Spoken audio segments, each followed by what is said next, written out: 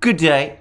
It's not always easy to get a clear picture of what is going on in the Ukrainian conflict, but I do get the impression that the last few days have seen a dramatic shift in events in northern Donbass, in the Luhansk region, and certain comments that were made today by Russia's Defense Minister, General Shoigu, Sergei Shoigu, at a Ministry of Defense meeting in Moscow appear to confirm that. He spoke about the fact that the entire territory of Lugansk region would soon be cleared of Ukrainian forces, which appears to refer clearly to the Severodonetsk-Lysychansk conurbation. President Zelensky of Ukraine has also spoken about the situation in Donbass in apocalyptic terms. He's talked about Donbass being destroyed. He's talked about indiscriminate shelling by the Russians of Severodonetsk, which is an interesting way of commenting about the fighting in Severodonetsk. The Ukrainian government, so far as I can see, has been remarkably reticent about admitting that there's been any real fighting going on around Severodonetsk for some time. Though I should say that the private messaging channels, Ukrainian messaging channels, have been as full about the fighting in this part of Ukraine as indeed the Russian ones have been. So anyway, the fact that President Zelensky talks about the Donbass being destroyed, about it being turned into hell, about the fact that Severodonetsk is being shelled indiscriminately and for no seeming purpose, I take that all as proof that Ukraine is now starting to sense that the grouping in Severodonetsk and Lysychansk is now in a critical situation, and that Ukraine's entire grip on the entire Donbass, including the southern and central Donbass regions, is now slipping. Of course, it's not just a story about Severodonetsk and northern Donbass. There continue to be surrenders from the Azovstal factory. Shoigu said that 1,900 Ukrainian troops had now surrendered. There's still some Ukrainian troops underneath the factory in the bunker complex there. But I would say, by the way, that people should be extremely careful about certain videos from Commander Kalina, which have been appearing in Ukrainian sites. He appears to be claiming, Commander Kalina, that he's still in the factory despite earlier reports that he'd been captured, and he's even talking about some kind of mission or operation that he's about to launch, or which is about to be launched. As many people have pointed out, there's no certainty as to exactly when these videos were made. In fact, one of these videos appears to suggest that it's timed for a date later than the one which we are in at the moment, which would suggest that it was carefully prepared in advance, perhaps for the eventuality of his death or capture. Anyway, that I would just say is a word of caution about this video. Of course, I must quickly hasten to add, I don't know for a fact that Commander Kalina is indeed a prisoner, though I think it highly likely. And perhaps he is indeed at the factory, and perhaps he does indeed have some mission that he's preparing for. But anyway, the overall sense is of a military crisis facing Ukraine in Donbass. Mariupol, as I said, has now conclusively fallen. The Azovstal factory is in the process of surrendering. The very fact, by the way, that there are still Ukrainian troops in the bunkers beneath the factory reinforces my view that this was a surrender that was organized by or carried out by the people who were in the factory themselves, and was not something ordered by Kiev. And by the way, there's been a rather odd suggestion from some Ukrainian sources that the Ukrainian government is claiming, and I want to stress I haven't seen this directly from the Ukrainian government, but I've been reading some Ukrainian sources which claim that Zelensky basically told the garrison in Mariupol, in the Azovstal factory, to keep on fighting at least until after Ukraine had won the Eurovision Song Contest. If so, must say, I find that difficult to understand. I don't understand the logic of that. It seems completely wrong to me. And by the way, it would also suggest that Zelensky was anticipating that Ukraine would win the Eurovision Song Contest, and I wonder how he knew that in advance. But anyway, I'm not going to speculate about this. As I said, I haven't actually seen Ukraine itself saying this, and it may be that this is more misinformation, perhaps circulated by the Russians. I'm not going to place much credence on this particular story. But anyway, it does look as if there has been a progressive collapse in Donbass, certainly in Severodonetsk, Lysychansk. It seems that conurbation is now indeed trapped, encircled, and that the Ukrainian troops there are trapped. There's some debate about how many there are. The lowest number I've seen is 8,000. Could be more than this. Some people suggesting that the total number of Ukrainian troops trapped now in various cauldrons or penny packets in the northern Donbass, that the total number of these people numbers around 20,000. And it seems that there's already another encirclement of a force of Ukrainian troops of about 1,500 men, for example, in the town of Liman, or Krasny Liman, as the Russians still call it, using its Soviet name, which is on the route to the main remaining concentration of Ukrainian troops in Donbass, in the Slavyansk-Kramatorsk conurbation. By the way, for those who wonder what the Russians intend to do after Donbass is cleared, I was very interested to see that the Russian Ministry of Defense has been publicizing a large number of commemorations that have been going on in Russia on the part of the Russian Defense Ministry and the Russian military of the Battle of the Dnieper that took place during the Second World War, the last stages of the Second World War, and which eventually led to the Soviet liberation of the city of Zaporozhye. So I wonder whether perhaps the next target after Donbass is cleared is this very important industrial city in southeastern Ukraine.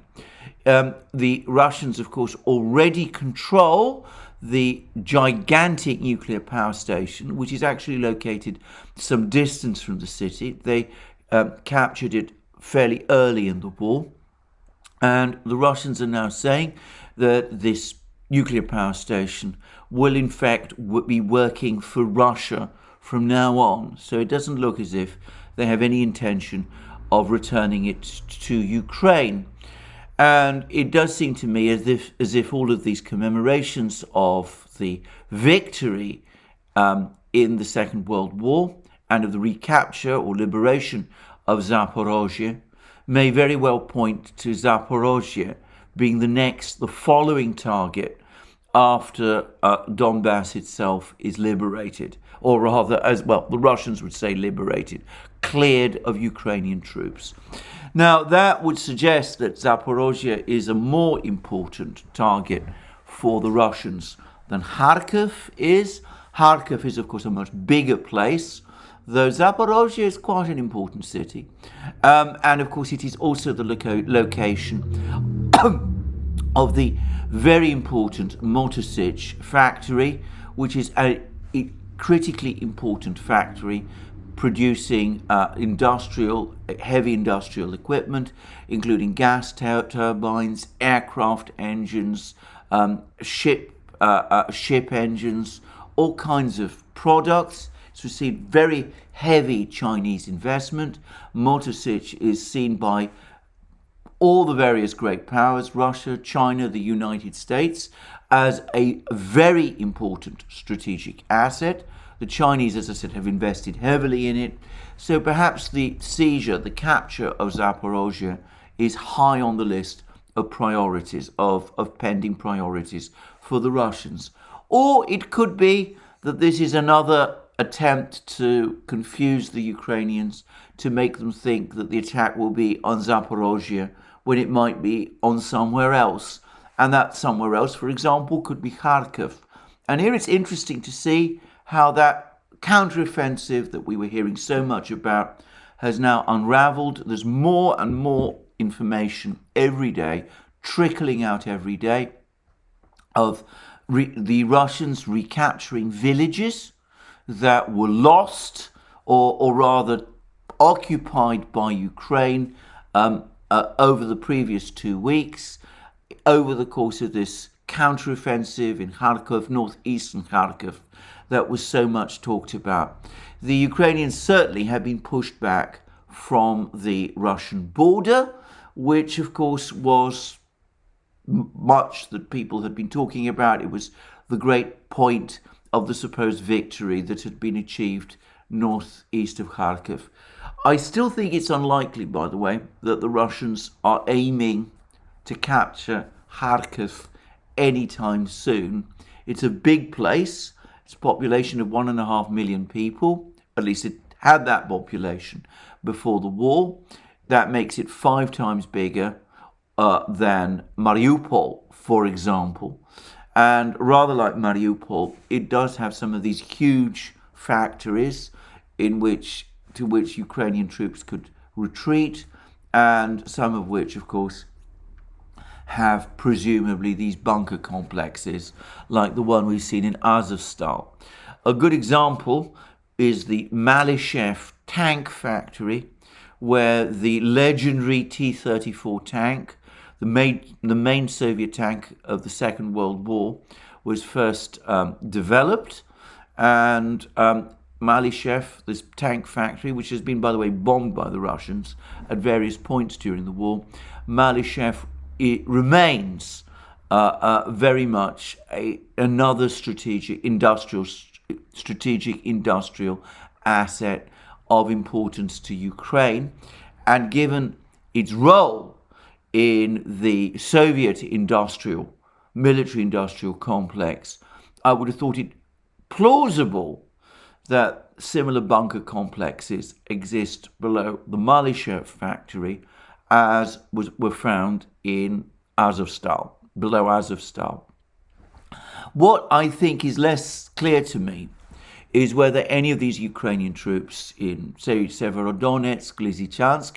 In Severodonetsk, there's now suggestions that Russian and allied troops are fighting well within the city itself. Anyway, the big issue, the big unanswered question, is whether the Ukrainian troops in Severodonetsk and Lysychansk, in Kharkiv and in Zaporozhye are either as motivated or as well trained as the troops who were defending Mariupol were. I'm going to make a guess. I think probably not, though I still suspect that they will provide or put up a certain amount of resistance, a fair amount of resistance.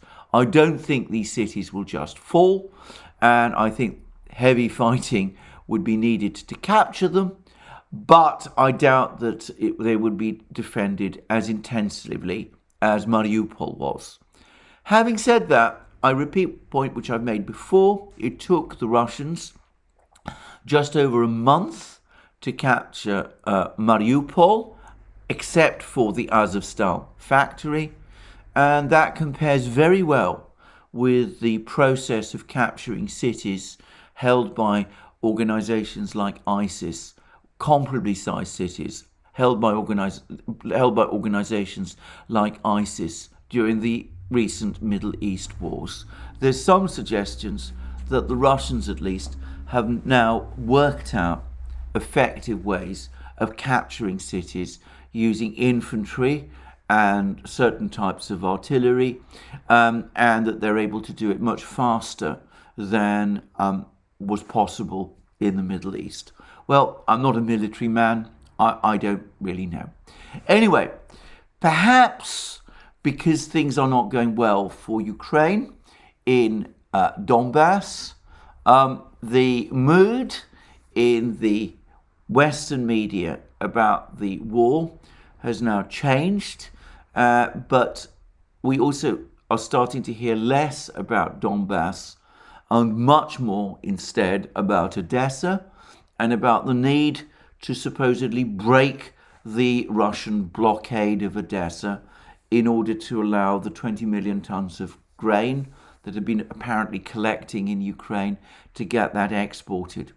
Now, I'm going to make a number of quick observations about this. Firstly, the United States is talking about supplying Ukraine with sophisticated anti-ship missiles, Harpoon missiles, and Königsberg Burger missiles and Penguin missiles. There are apparently many technical problems and difficulties simply supplying these systems. It will take a long time to train people to use them.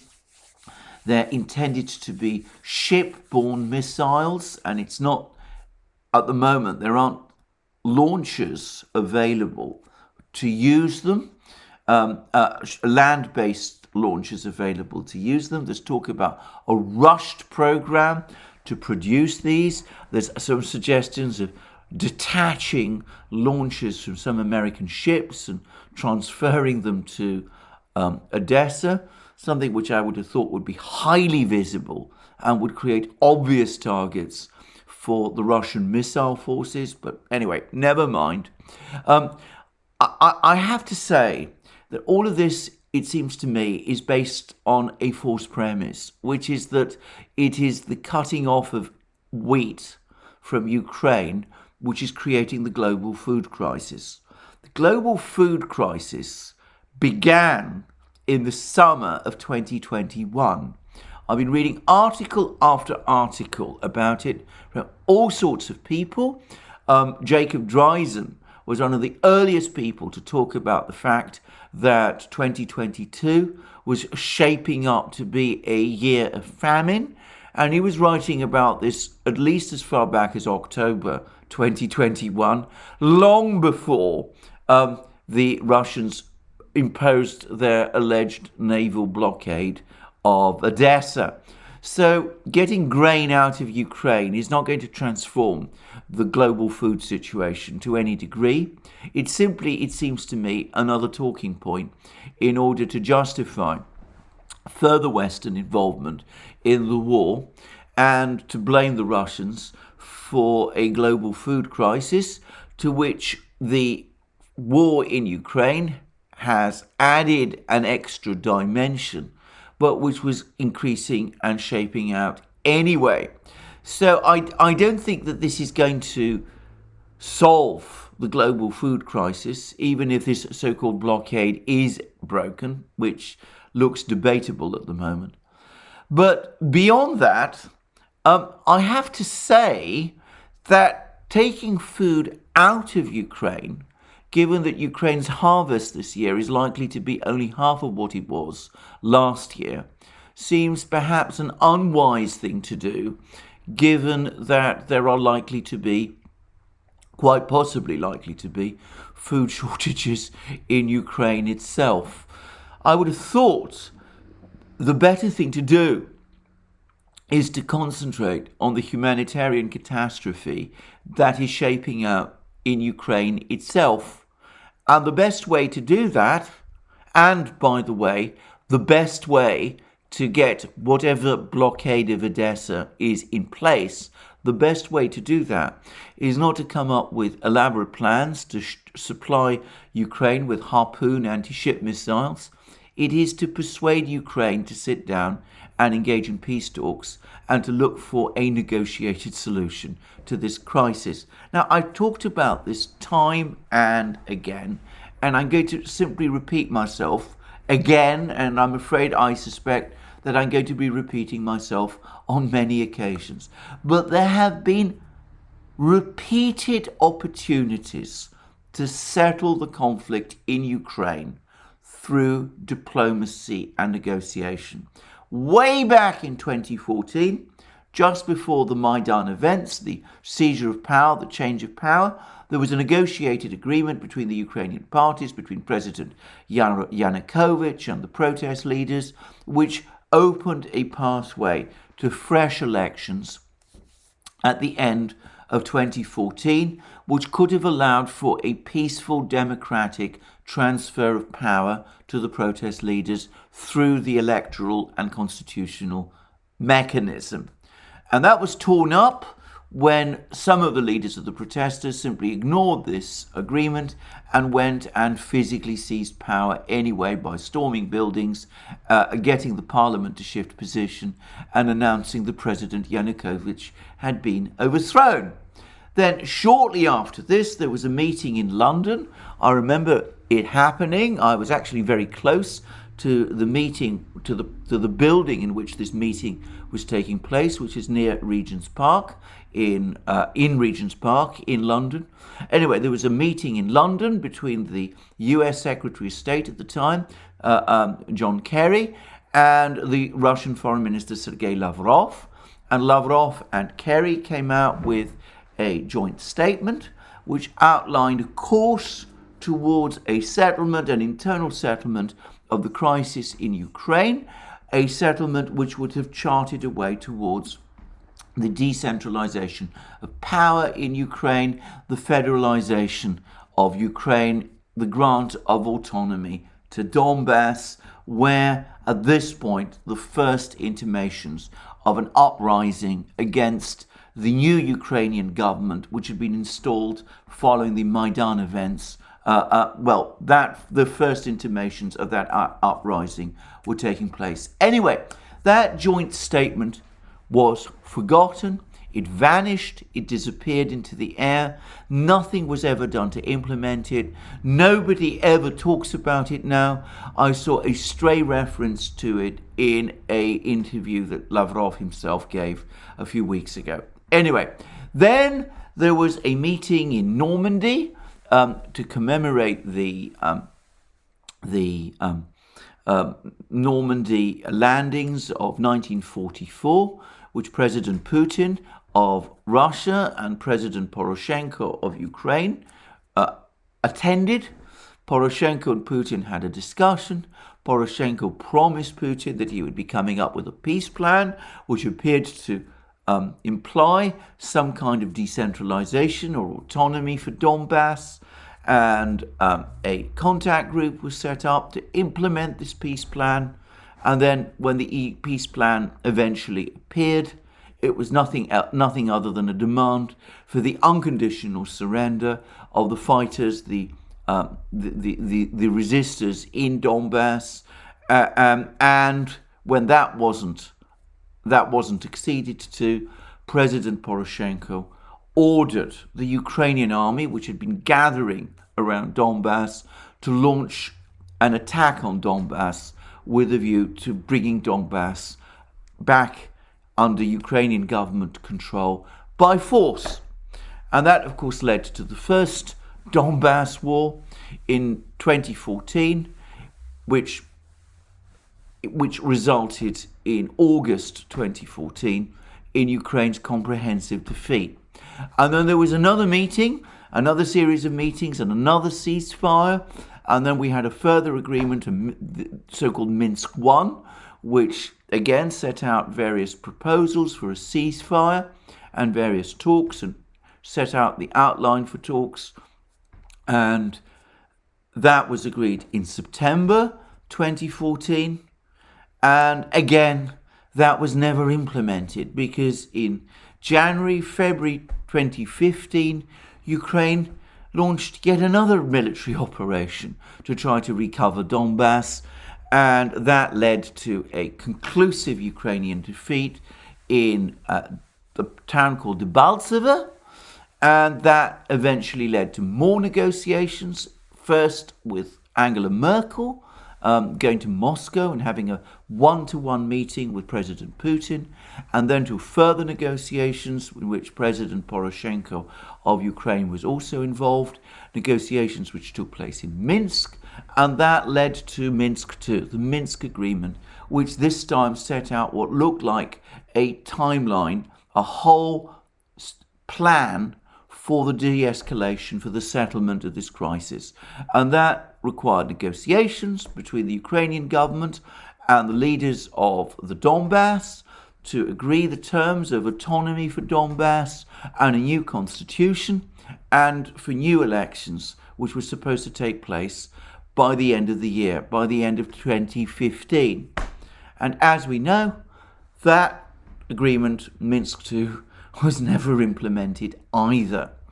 And then, of course, after a long, convoluted process, we had the start of the war, the current war, in February, following exchanges of fire in Donbass. There's much discussion as to who initiated those, but most of the indications are, at least from the ODYSEE monitoring force, that at least the bulk of the shelling took place in Ukraine, from the Ukrainian side. Anyway, there were more negotiations after the war began, and there was that meeting in Istanbul, and Ukraine at that meeting appeared to be finally making steps towards a negotiated solution of the crisis. It told Russia that it would not seek NATO membership, that it would remain neutral. It was looking for security guarantees, but the security guarantees would not extend to Crimea and Donbass. And the Russians took that as a sign of progress. And then a week later, after calls from Prime Minister Johnson of Britain and various US officials, Ukraine pulled back and reversed course and took back all of the concessions it made in Istanbul. And ever since then, negotiations have been at a standstill.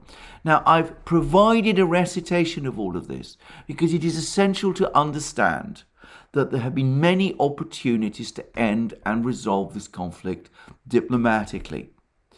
There still are. But the refusal to go down this route, the insistence on pursuing maximalist demands with respect to Crimea, Donbass, refusal even to grant autonomy to Donbass when it was an opportunity to keep Donbass in Ukraine. What it is doing is that it is aggravating the crisis in Ukraine. It is leading directly to this unfolding defeat that we see for Ukraine in northern Donbass. And of course, it is the cause, the ultimate cause of the problems in Odessa. Now, the right way is to go back to what was offered in Istanbul and to start from that point again and to agree to that solution. Now, the Western powers repeatedly say that they want to negotiate a diplomatic solution to this conflict. But their diplomatic solution is not a diplomatic solution at all, because it is a Ukrainian victory. And the question is whether a Ukrainian victory is within Ukraine's power to achieve. I think the obvious answer is it isn't. And what the price of seeking that Ukrainian victory would also be. And the answer to that, in my opinion, is the eventual destruction of Ukraine. The time has surely come to put all that to one side, to be practical, to be realistic, to be humane, genuinely humane, to bring this war to an end. I've seen people talk about a dirty peace. Dirty in whose terms? Anyway, there we go. Let us have that peace. Let us have these negotiations. Let's bring this war to an end as soon as possible. And let's begin those negotiations, this time sincerely and in earnest, taking into account, as all negotiations must do, the factual realities. The alternative is the death of tens of thousands more people, the vast majority of them Ukrainians, and I suspect the eventual destruction of Ukraine. Anyway, I've made my point many times. I've made this point before. I'm making it again. I hope that eventually reality does break through. Don't see much sign of this at the moment. We shall see. Thank you for joining me again today for this program. I look forward to you joining me again soon in future programs. Remember, you can pick us up on Rumble and locals, and you can join our locals community if you watch our videos on Rumble by going to that red maroon button and pressing it, and that will take you directly to our locals homepage. Or alternatively, you can go straight to locals and you can find us there, the Duran there, and you can join our community there, and that of course will enable you to participate in our thriving community, to publish your own exclusive content, to enroll, to participate in my live streams, which take place exclusively on locals every Wednesday at 1400 hours Eastern Standard Time. And of course, we're present on other platforms like the new free speech platform SuperU. We're also present on other platforms like ODYSEE. We now have a very active Telegram channel. You can find us in many places. You can also support us via Patreon and Subscribestar. You can also go to our shop and buy the great things that you will find there. Are amazing merchandise, all by the way of exceptional quality. We made a decision right at the start when we opened our shop to go for quality, and we have many of our viewers who bought things in our shop who've made that point and have basically commented appreciatively of what we sell there.